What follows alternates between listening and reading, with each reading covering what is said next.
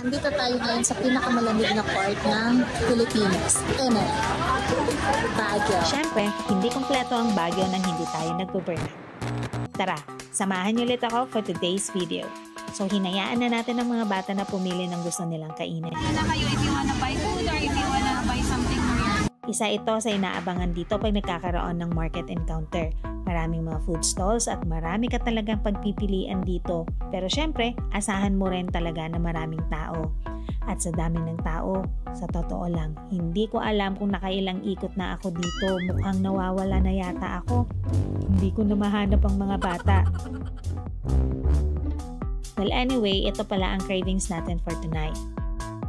FYI, late upload nga pala pero dahil panagbenga na naman, merong bagong market encounter. Balik tayo dito. Marami kang makikita dito. May mga pamaskot, may mga rides. Meron ding iba pang mga activity kagaya nito. At since nasa Burnham na tayo, pwede ka rin mag-night market kasi walking distance lang siya. Pero kulang na ang time natin tonight, kaya babalikan na lang natin yan. Siyempre, hindi kompleto ang Burnham nang walang taho. Merong ube at strawberry pero classic lang talaga ang bet ko.